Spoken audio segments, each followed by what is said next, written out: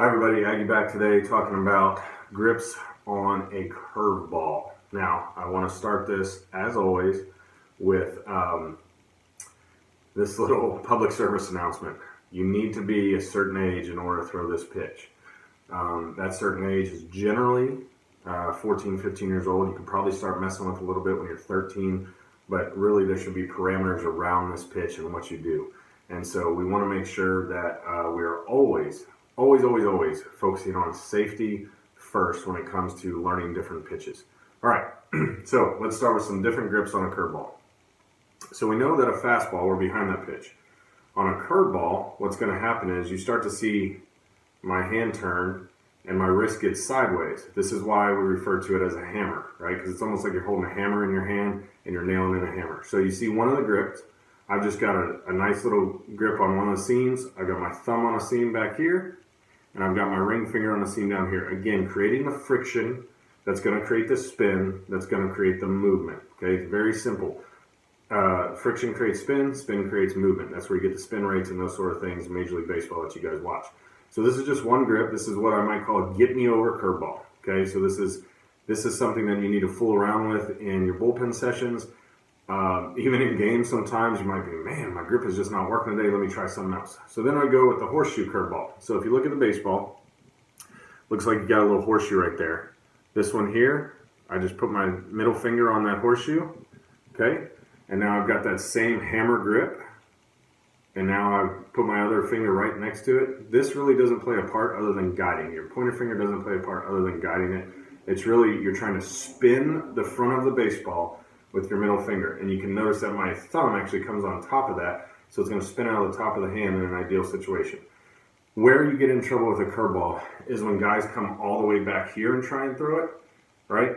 And you can probably see the nice little 6-inch scar I've got there from my own Tommy John surgery, instead of getting out here. A curveball doesn't happen back here even with your head. A curveball happens out front as your hand starts to finish.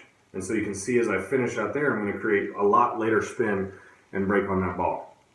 One that I started working on later in my career, and so that I want to make a brief point on that. There was never an end point when I was trying to develop a pitch or learn a pitch, and I could speak on behalf of hundreds of other guys that I knew in professional baseball.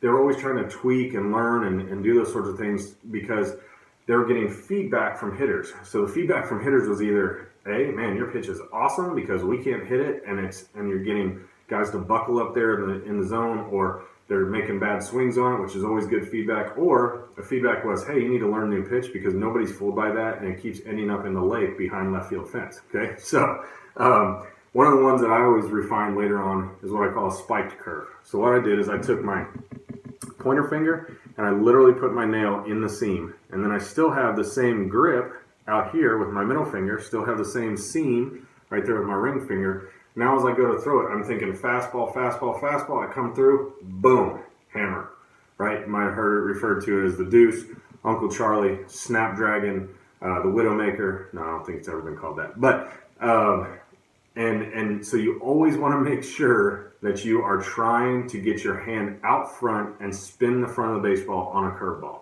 Okay, so that's just 3 grips for today. To cover those again, we've got a nice easy one where we just go on the side of the ball. This might be my little get me over curveball. It's not too much spin. We're just trying to drop this in 1-0, 2-0, 2-1, 3-1 maybe, depending on who you're facing. And then you've got the horseshoe curve. So I'm coming up on that horseshoe like this, and then I've still got all my seams and the friction there. And then I've got my spiked curveball. So I'm going to sit there and I've got my nail buried in that thing. And there'll be a lot of pressure on this finger here, but you're still coming off that front middle finger, and you're trying to spin it like a hammer, or like you would hold a hammer, hammering in a nail, and you're trying to get it out front, spin the front of the baseball. So that's your curveball grips for today. As always, we'll show this stuff live down the road and working with different grips when we have a catcher and we have a bullpen going on with the pitcher. So thank you as always for your questions. Continue to look at different videos that we have and subscribe to Value. Thanks so much.